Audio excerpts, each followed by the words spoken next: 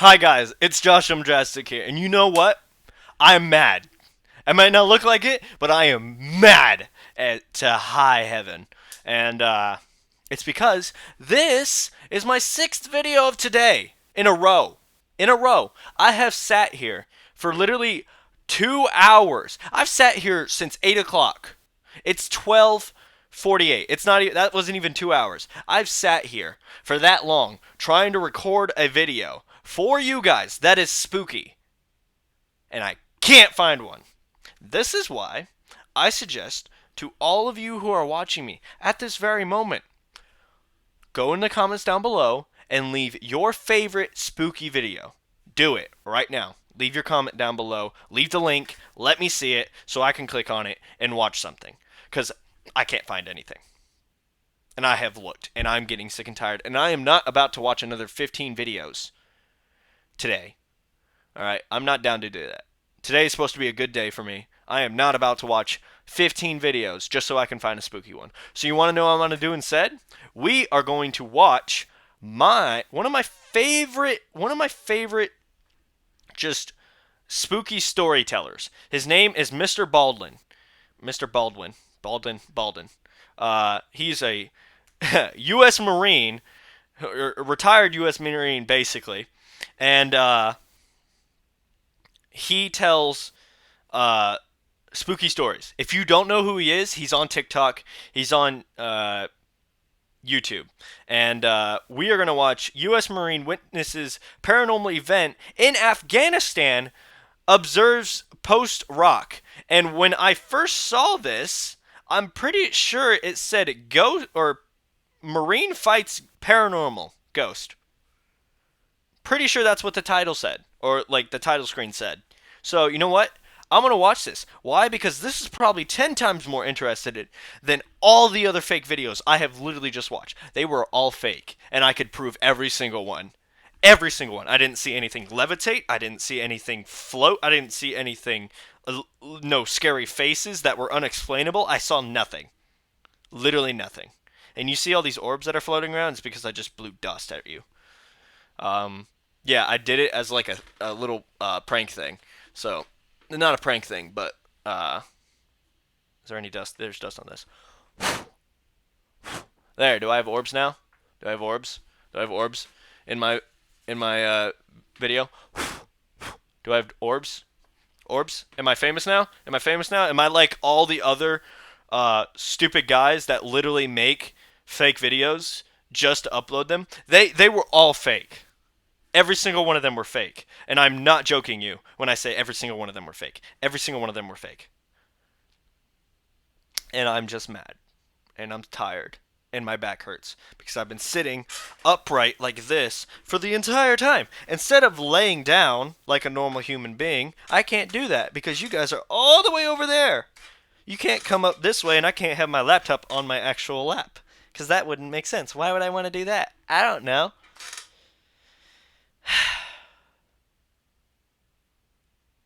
I'm frustrated, if you can't tell. I'm very frustrated. And so this should be a good video.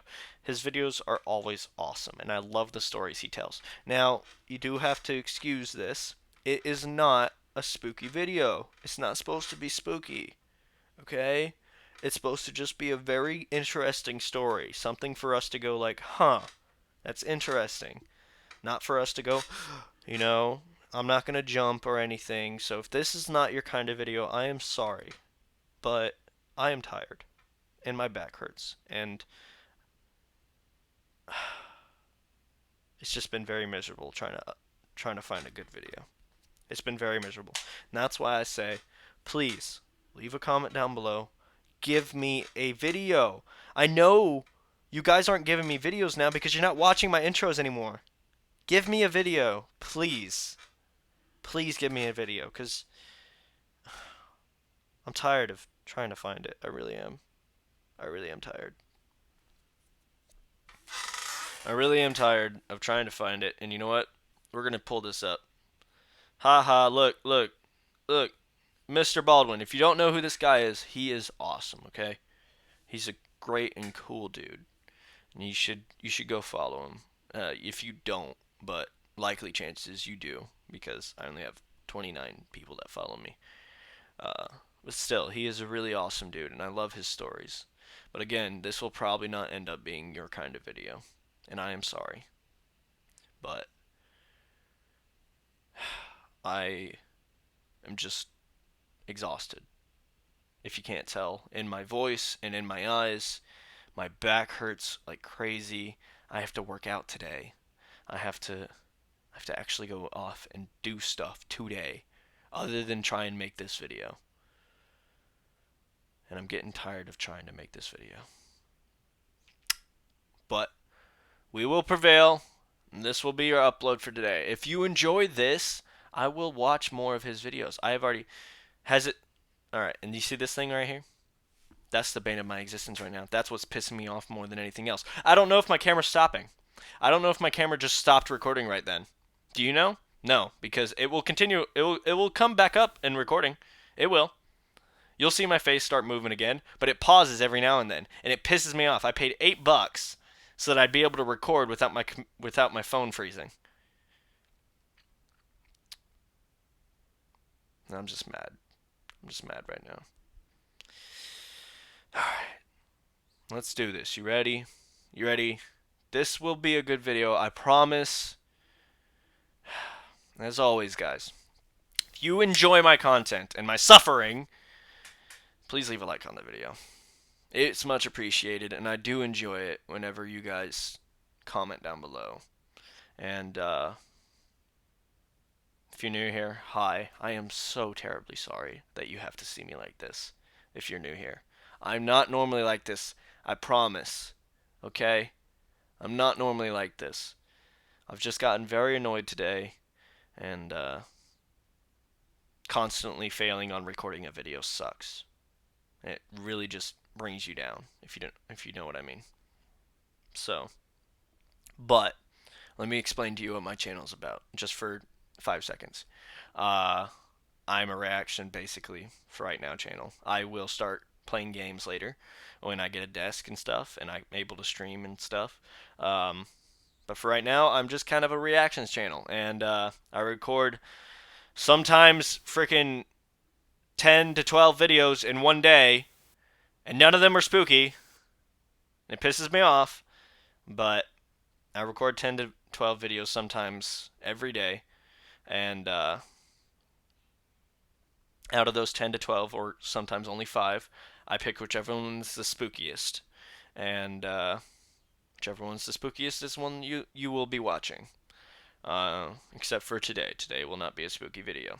And besides my Do Not Laughs and the gaming videos. But for my reaction stuff, it's mainly spooky. Yeah.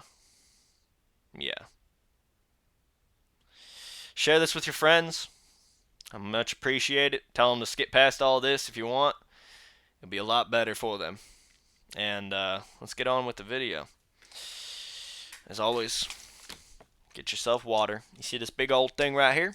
Get yourself some good old water. The doctor approves. Doctor approves of frickin' drinking your weight in body water. Yeah, that made sense. Yep, we're going to go on with that. That made sense. The paranormal does not really have a place in the military. Him. Despite what anybody tells you, it's just not something that gets discussed. And I will be wearing the headphones. I was a bit of an anomaly. I was in the Navy for 7 years. I'm so sorry. Hold on. 5 of those My years back hurts so bad. SEAL team, and maybe because we were in such small teams, people had to put up with my weirdness, my interest in the strange happenings around the world. But sorry, really, that was an anomaly, and I think it comes from the culture inside the military where you have a group of people. I don't have a weak back. Intense job that's so rooted on practical approaches to problem solving. I don't have a weak back. There is no time to be theorizing about how demons and ghosts and things that are out of this world are having an impact, because we need to focus on what's happening right now in front of us. There's no space for anything else. And so when you do hear stories coming out of the military that are paranormal, it is pretty crazy. It isn't that you should inherently believe them, but rather you should understand that if they have come to the conclusion that this is paranormal, they have ruled out virtually Every everything other else. prop. And so Yeah. today I'm going to share a military paranormal story that happened in Afghanistan. I normally in watch. 2009. Let me explain something. I normally watch this on my spare time.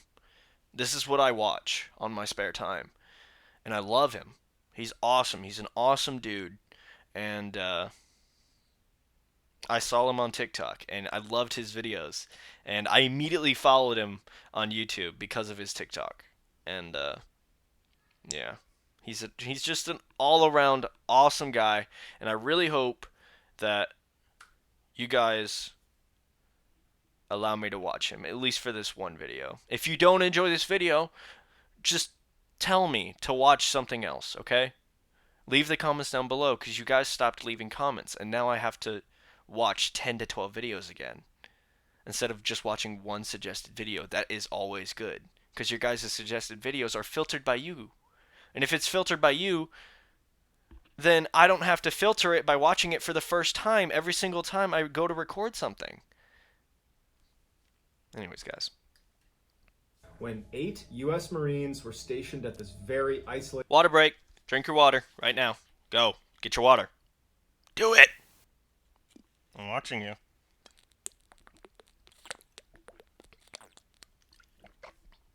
Did you drink your water? You better have. If you didn't, the doctor's going to come get you. observation post in the middle of Helmand province, and some very strange things happened out there that the Marines that were there believe are still plaguing them to this day. Aww. But before we get into Always today's sucks. story, if you're a fan of the strange, dark, and mysterious delivered in story format, you've come to the right I just channel, popped my because back. that's all I do, and I upload 3, 4, even 5 times every week. So if that's of interest to you, I would encourage you to play Ding Dong Ditch on the like button's house, and then also subscribe to this channel and turn on all notifications so you don't miss any of my weekly uploads. All right, let's get into today's story. Yeah, let's go. Oh yeah, also he has ads. The payment's due, Chan. But this is the best ad, and we all know it. I can't keep doing this.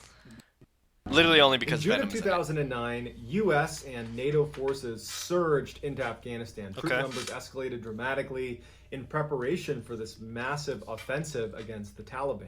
Yeah. During this surge, a very small team of Marines, 8 Marines, Okay. were given a mission to go to an observation post in Helmand province where a group of British soldiers were stationed at the time. An observation post, or OP, as it's called in the military, Overpowered. is any location where you're able to observe, hence the name. Most OPs, if not all OPs, are located on high ground because that provides you the best view. OPs are very strategically valuable. You have the higher ground and you can see what's going on around you. And so as a result, OPs become prime targets for attack. Now, the OP that these Marines were going to, OP Rock, was a little bit unique. It was strategically very important, but it didn't really have the higher ground. All around it were other large pieces of terrain, which meant if you poke your head up for too long, you might get shot from a sniper on the mountain. And so OP Rock was like a very dangerous and isolated place to be. Not to mention laughably small and had almost no amenities. It was basically a couple of HESCO barriers, those big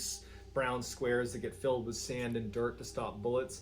And then, not even cots. They slept literally on the ground on sleeping pads and a couple of ghillie tents overhead. That was about it. And so these Marines were Wow. going to be there for 60 days. Wow. They were not going to be able to go anywhere. They were just isolated and stuck. That on would this drive me tiny insane. little I just wasteland spat in the middle of everywhere. Afghanistan. The 8 I'm Marines sorry. were led by Sergeant Green, and his second in command was Corporal Lena. The Okay. other 6 junior Marines were Zolik, Hoyt, Wilson, Parker, Smith, and Gibbs. After driving their up-armored vehicles all the way through the snaking pass, they get to OP Rock, and the British soldiers are there anxiously waiting for them. Normally, anytime you turn over with any other unit, you do something called turnover operations, where because you're new to the area, you want to go out and do like a presence patrol or something to get a feel for the area with the people who have been there, to kind of give you a lay of the land and say, hey, look out for this area. We think there's IEDs over there. Remember, if you're over here, you're in plain sight of the enemy. They can shoot you. But when they got there, the British were so anxious to leave. They did not do turnover ops.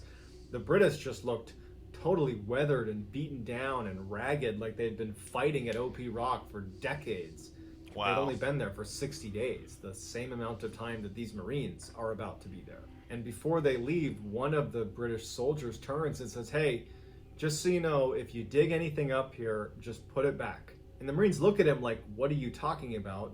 And he doesn't elaborate. He just says again, "If you dig anything up, just put it back. Trust me." So that night, the men have settled into their new home for the That next 60 doesn't days. sound good. And the way it works on any base in the world, but Yeah. certainly in a war zone, is there's always someone manning a guard post. Always. And so the first night, it happened to be Corporal Lena's turn to be on watch. Corporal Lena is the second in command of these 8 Marines. And he was up in the guard tower, and you got to put yourself in his mind, okay? Even if you've never been to Afghanistan, just imagine being out in the middle of nowhere, like in the middle of a mountainous desert with no village, no people, Wow. no anything. But at the same Oh, time, picture of him. you That's are cool. hanging it out there. You are totally exposed. There are people in the mountains around you that want to kill you, for sure.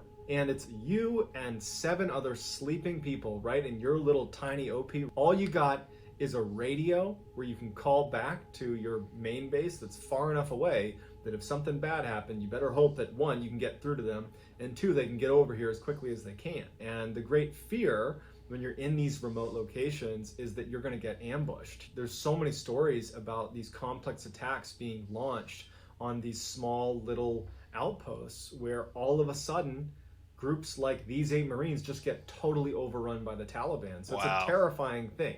When I was in Afghanistan, I didn't stand all that much guard duty, but when I did, you know, you're up in the shack and you're kind of looking out into this like vast expanse of nothingness. And you're wondering, like, are people watching me right now? You know, is someone taking aim at me right now? I mean, you're protected and you're doing all the things you're supposed to do, but nighttime in Afghanistan, standing guard duty, it's very eerie. And so this first night, Lena is up there, it's very quiet, and his radio that's right next to him, like imagine like a big walkie-talkie, right? Military grade radio. It starts crackling. I don't know how big military they would radios, be. at least American military radios, are from the 1950s, and they have basically not changed. Wow. Very durable, and they work. But it's not uncommon for them to falter, and that's why we have people that specialize in just radios that can fix these things for us. Because if you lose your line of communication, you're screwed. And so he's sitting there and he starts hearing crackling on the radio. And so he notices it, but he doesn't think much of it. And the crackling stops, and he's looking out into the mountainside, and he's kind of looking around. And I think doing that's his my typical brother. guard He's duty. playing basketball Then the inside the crackling house. picks up again, and he thinks he can hear someone speaking in the radio. It didn't sound like English. It didn't sound like even words necessarily, but it was a little bit louder. Now he's really paying attention to it. Because he was worried his radio might be going bad, he first took the battery off, looked at it, blew it off, reconnected the battery, rebooted it, and put it back down. And he's a little more keyed into his radio. And then a couple minutes later, he hears this crackling, and now he can clearly hear someone's voice. And it sounds like Russian. He thinks someone is speaking in Russian. This is an encrypted radio. You're not picking up random signals all over the place. You only are picking up people that have your crypto. And it doesn't make any sense to pick up somebody else's voice. This has to be someone on your team. And so he thinks, okay, I'll check in with the main base, because my guys are all asleep right here. They're all sleeping right there, 7 of them. There's no beds. They're laying on the ground right there. I can count them. No one's on the radio.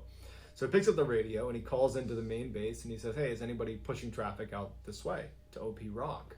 And like right away, they get a response from the main base that says, no, we're not pushing or receiving traffic. Lena's not terrified about this, but he's like, okay, there's something going on with the radio. The crackling and gurgling and weird sounds would persist throughout the night, to the point where the next morning when the next guard came on duty, he said, hey, I think there's something strange going on with the radio. You should probably go switch it out and get somebody else's radio while you're up here. Lena's relieved of guard duty, and he goes down to check on the other Marines. And at this point, everybody's awake, and it's the start of their first full day at OP Rock. And because they have nothing else to do besides defend it, they start taking stock of how well fortified is it, what are some ways that we can improve this place. And they notice that there's a trench dug around the inside Last one of correctly, OP hat. Rock, basically right up against the Heskos, that allows anyone to stand and not be jutting out of the OP and run the risk of getting shot by a sniper. And they're looking at it and they're thinking to themselves, it's not deep enough. It's maybe a couple feet down. You're certainly not going to be able to stand on this trench. You'll totally be exposed. And they thought, why didn't the British, who were here for 60 days, why didn't they dig a deeper trench? And so Lena and the rest of the Marines decide they're going to spend that day digging the trench a little bit deeper and a little bit wider. As they're digging, Lena hits something metal in the trench. And he pulls it out, and it's like this metal stake, like an engineering stake. And he brushes off the dirt on the stake, and he's looking at it, and he can see some foreign writing, and it looks like Russian writing. And he's thinking to himself, oh, that's not that weird. Back in the 80s, the Russians were here, and it's totally possible that they may have left some of their gear here, and it got buried. About 10 meters away from Lena is one of the younger Marines named Wilson, who's digging, and at some point he hits the ground, and like a pocket in the soil opens up. And he sees there's some pottery and some pieces of what look like ceramics that are inside of this hole. And after pulling out some of the plates and pots, they pull out a huge human bone, a femur, your leg bone. They ultimately decide to tuck the leg bone back into where it was, and they stop digging in that area, and they continue to dig in the other sections of the trench. But they couldn't dig more than a couple inches before running into more human remains. And by the end of the day, they had unearthed dozens of skeletons inside of this trench. What? And so they realized that this is probably what the British meant when they said, if you dig something up, put it back. A couple of weeks go by, and the Marines at this point have accepted that they live in a very creepy place.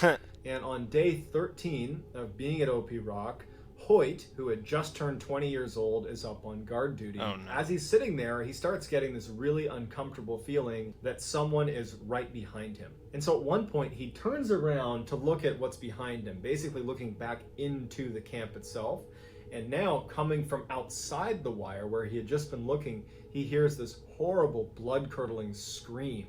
He turns around and he's looking out. He's got his night vision goggles on. He's looking around for anything. And all of a sudden, a couple hundred meters away, he sees a man running between one bush to another bush. Now, they know that at any time they could get attacked. Yeah. So they're not thinking that this could be anything other than the Taliban coming to attack them. And so the other Marines have jumped up because they heard the scream, and they're looking to Hoyt to be like, what's going on? Hoyt is saying to them, I got a guy, he's about 200 meters away. I just saw him running right to left. Lena runs over to the edge of the HESCO, and he raises his rifle with a thermal imager on it, and he's looking out, and there's no heat signature out there. It's totally cold. There's no animals, there's no people, certainly, there's nothing. And Lena is yelling to Hoyt, where is he? Where do I need to look? And Hoyt's saying, he's right there. I just saw him go behind that bush. But Lena is looking out, and he can't see anything on thermal. And he's like, I don't see anything. There's no one out there. The Marines also had a dog that they inherited from the British soldiers that had been there. Her name was Ugly Betty. Aww. They loved Ugly Betty. They took care of her, and she was apparently really good at identifying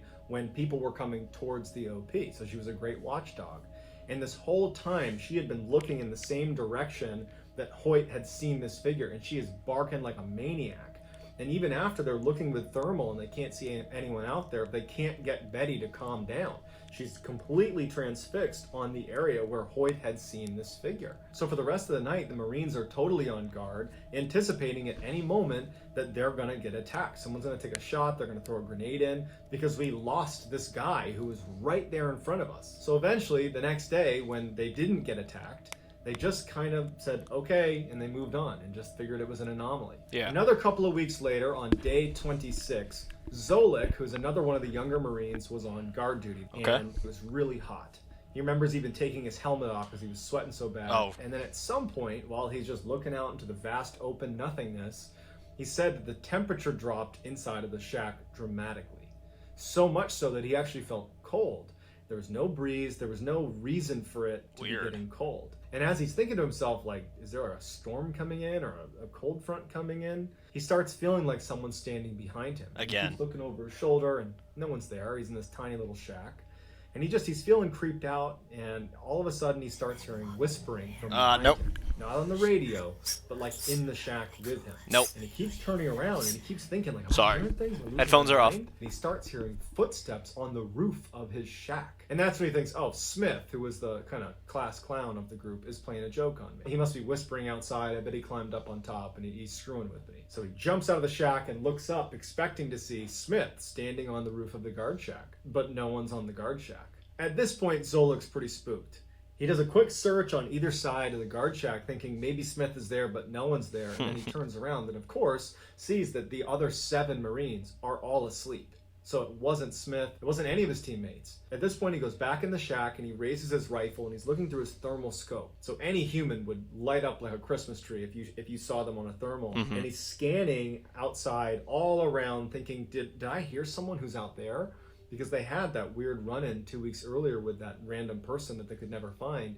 He's thinking maybe there's somebody else out here. And as he's scanning, he sees a man standing a couple hundred meters away with his fists raised like this. Zolik was so caught off guard from the way he was standing that he actually lowered his rifle to look because the moon was pretty bright. The illumination was pretty good. And he looked, he couldn't really see him again, so he brought his rifle back up, and now through his thermal, the figure was gone. Zolik in interviews has admitted that he was really stressed out about being at OP Rock.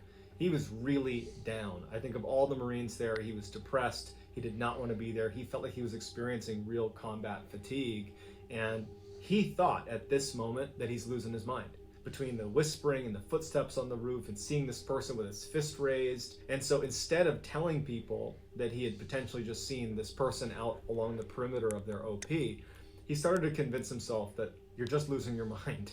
You're stressed and you're hallucinating. Yeah. You just gotta calm down. For the rest of the night, he would not see the figure on his thermal or anybody out there, but he would hear whispering behind him. That sucks. He kept hearing footsteps on the roof, but he would go out and no one would be there. So by the time the sun came up, he really thought that he was kind of losing his mind. And so he went to his leadership, Sergeant Green and Corporal Lena, and he told them about what had happened the night before, about seeing the figure that had disappeared and hearing these whispers and the footsteps. I mean, he really thought that he was losing it, and he requested to be transferred. And they granted it to him. And the other 7 Marines were really upset about that. They felt like he was kind of abandoning them, and they were really critical of the reason for him leaving. They're like, oh, you're just playing the crazy card. You're just making that up so you can leave this crappy place that we don't want to be here either. So they were not taking seriously what he claimed happened. They just believed he was using the crazy card to get out of being at OP Rock. Just a couple of days after Zolik's departure, Lena is on guard duty in that guard shack, and as he's looking out, Ugly Betty starts barking really aggressively towards the area that Lena is looking at. And so he raises his night vision goggles and he's scanning the mountainside looking for any sign of people that perhaps Ugly Betty has sensed. And he stops when he sees what he believes is a Taliban scout standing on the mountainside, who's pretty far away, a few hundred meters away, and he switches to his thermal scope to confirm that it's a person before he engages.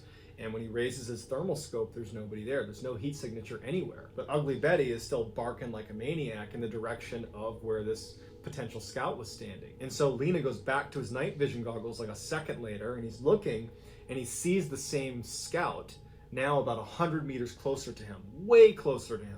Like impossible to cover that distance in that amount of time. He practically falls over when he sees it. He switches to his thermal and he's getting ready to engage, but there's nothing there. And this is all happening in a matter of seconds. He goes back to his NVGs and he's looking and there's nothing there. And as he's about to go to his thermal for one last look, he feels a tap on his shoulder, which he believes is going to be one of the other Marines that must have heard him frantically moving around in the guard shack. And when he turns, there's no one there. There's no one anywhere near the shack. All 7 are asleep in the middle of the camp. At this point, Lena felt bad because he was critical of Zolik, who had left because he had heard voices and seen apparitions out in the distance. And here's Lena, the second in command of the group, having the exact same experience. But over the next 10 days, Hoyt, Smith, and Wilson would all have very similar experiences in that guard shack. And after a while, they all began sharing their stories, and they all realized that Zolik probably wasn't lying, and we were unfair to be critical of him because we've all experienced this now. Then on day 59, the day before they're scheduled to leave, all of their radios go dead. All of them. And Lena goes over to Gibbs, who was their comms guy, and he's like, what's going on? And Gibbs was like, I've been working on the radios this whole time we're here. I've changed nothing. They've always worked. Now, they did have a satellite phone, but it was an unreliable way to get in touch with reinforcements if you really needed it. They're pretty much isolated at this point, and they're all just sitting there, just hoping they can get through one more night without any problems. Wilson is the one actually in the guard shack, and then all of a sudden, machine gun fire opens up right outside of their base. And Wilson is totally caught off guard. He has no idea where it's coming from. He's trying to call it out to the guys where they're getting shot from. And all the other Marines are scrambling to the walls. They're taking cover behind the Hescos. And as they're laying there, Lena runs up into the guard shack with Wilson. He's like, he grabs him and he's like, "Where are they shooting us from?" And Wilson's like, "I have no idea." And it's like, it's so loud. There's all this gunfire coming in at them. And as Lena and Wilson are trying to figure out where this is coming from, they hear the distinctive sound of an RPG being fired at them. It's a rocket-propelled grenade. It's like a whistling sound, and they know it's going to hit them at any moment. The two of them brace for impact, and they hear the sound of this RPG smashing on the side of the OP. And the machine gun fire is just continuing. It's a non-stop. And so a couple of the other younger Marines basically low-crawled their way into the trench where they were protected from these rounds. And they're thinking, like, we got to make sure no one's in the trenches. And so they start clearing the trenches, but no one's in the trench. And it's just this constant barrage of gunfire. They have no idea where it's coming from. And then just as suddenly as it started, the gunfire stops and it's silent. As soon as the shooting stopped, the Marines did not just poke their head up and say everything's fine now. If you're being shot at, you assume that even if there's a break in the gunfire, they're going to start shooting at you again. And so for hours, they're just like waiting for the next round of fire to start, but they don't even know where it's coming from. And they're kind of isolated and exposed. So they're all just kind of like hunkered down against the Hescos waiting to respond to the next volley of fire. But it never comes. And when the sun comes up, they're able to take stock of the damage to their OP from all the machine gun fire and from the rocket-propelled grenade. But there's no damage. No one had ever been shooting at the OP. There was no damage. So they had no explanation for it. So when reinforcements arrived, they just wanted to pack their stuff up and get the heck out of there. And they did. After leaving OP Rock, very shortly after, Smith, Parker, and Diggs, 3 of the 8 Marines that were there, were all killed in Afghanistan in separate instances. And then Sergeant Green, who was their leader, was very badly injured in an IED blast. Lena believes that when they were digging out those trenches and finding all those bones, that they unleashed something. It turned out a lot of people had lost their lives on that little strip of rock. When the Russians invaded Afghanistan, they captured OP Rock and killed all of the Mujahideen that were located at OP Rock. Then the Taliban came in and they took back OP Rock from the Russians and killed all the Russians that were at OP Rock. Then Americans came in and took back OP Rock from the Taliban, killing all the Taliban that were there. So you have all these people, probably dozens and dozens of people that at one point have been holding OP Rock, that had all been killed at OP Rock. And so Lena believes that it's only a matter of time before this curse that they unleashed comes back to get him. So I'd love to get your reaction. What do you think happened at OP Rock? Is this paranormal, or is there a rational explanation? What? What? What? That was crazy. That was crazy. Wow, that was so weird, dude. That was so weird. I don't know how to explain that. Oh, yeah, no, I don't know how to explain that. That was pretty good. Yeah, that was pretty good. Well, stay strong, everyone. Stay safe. Wear your seatbelts. Wear your helmets. Don't put the flashlight behind your head. Don't look in mirrors when you're in a ghost and scary place. Don't even mess with ghosts. Just don't mess with them. Alright? Leave them be. You know? And as always, have a good day.